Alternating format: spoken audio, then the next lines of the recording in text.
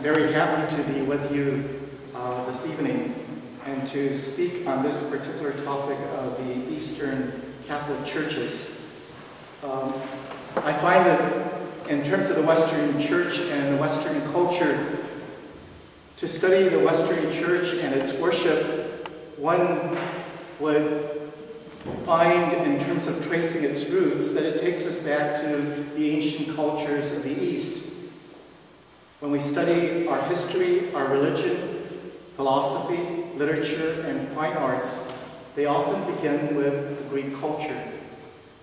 We forget at times that the first Christian communities that we hear about when we hear the scriptures proclaimed in the New Testament originated in the East, in Judea, in Jerusalem, and in the regions outside Jerusalem. And as Christianity began to expand, it went into the Greek region, and eventually it made its way into Western Europe. And so often when we look at ourselves and our tradition, we forget that we find that our roots really take us back to the ancient cultures of the East. Eastern Catholics are full and complete members of the Universal Church of Rome, but have not always been treated as such. I believe that the obstacle lies between the Roman Catholics and the Eastern Catholics is based on our understanding of Catholicism. Oftentimes when we talk about the Church as Catholic, that we identify Catholicism and Catholicity as uniformity. And we could say that to some degree that is true. Catholicism, or Catholic, is something much broader than just uniformity. I find even within the Roman Catholic Church that we tend to use that to determine who's more Catholic.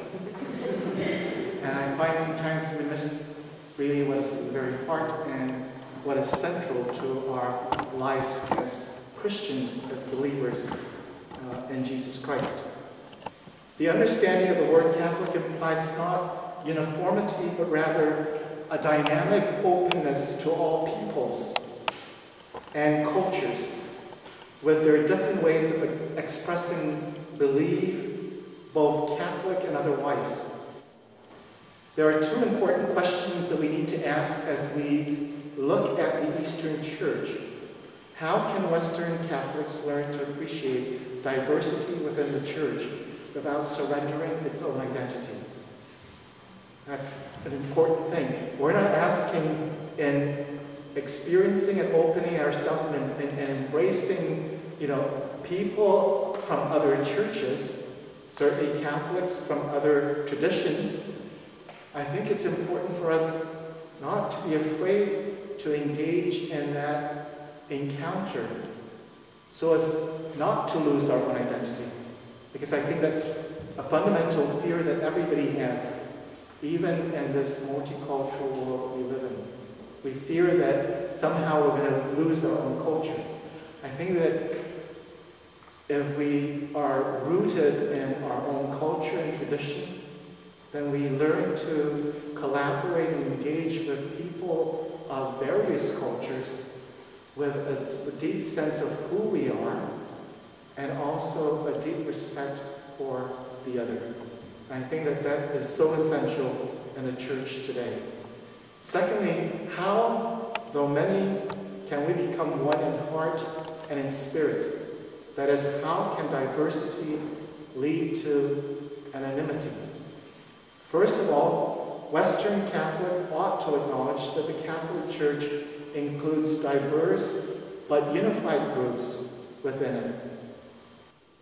Second, if we accept in faith the distinction of three divine persons in one God, then surely to embrace the diversity of many churches within the universal church cannot be unreasonable. Because we profess to believe that there is one God, but three persons. And we accept and define those persons. And if we in faith can embrace that, why is it so difficult for us to embrace diversity? Given that, having laid those conditions, I think now we could look at the Eastern Catholic churches. I think it's important for me to give you a little background. Okay?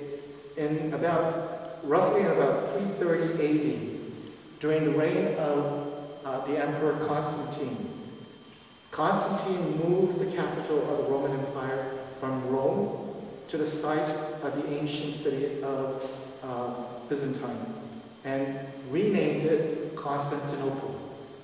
Since Rome was the first place where Christianity was embraced by the Roman Empire, by the emperor, it did not lose its place of honor.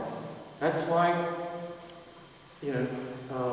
for us in the Latin Church, Western Church, we find that our center is Rome, and we could trace it back to the apostles, because in Rome, both Peter, the first apostle, first pope, and Paul, the apostle of the Gentiles, gave their lives in Rome.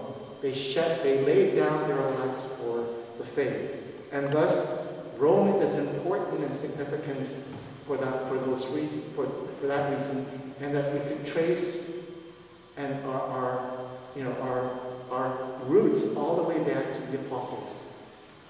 Since Christianity is an urban phenomenon because it was established in the city, it quickly spread to main political and economic centers of the Roman Empire.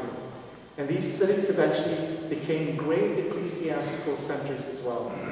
There are three important centers in the Roman Empire in the 4th century. Rome itself, Antioch in Syria, Alexandria in Egypt. These were the three major important centers in the entire Roman Empire.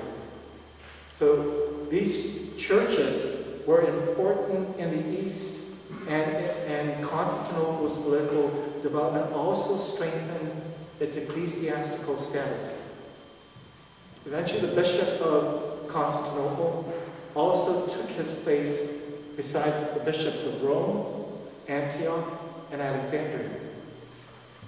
Thus, these 4 cities were the birthplace of the major liturgical families. With the exception of the Maronite and the Byzantine Italians, the Eastern rites include both Catholic and Orthodox groups. The Orthodox are those Christians not in union with Rome, accepting neither the primacy nor the authority of Holy Father. The schism that came about between the East, because at one time Christianity was all one.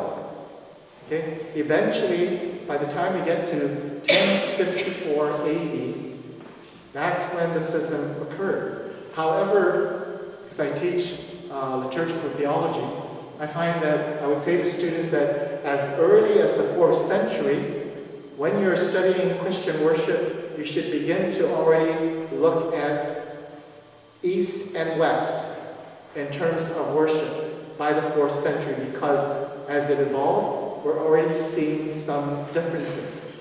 And I would say, although the schism itself took place at 1054, there are already some theological differences between the Eastern churches and the Western church that was developing and evolving, that eventually led to the schism.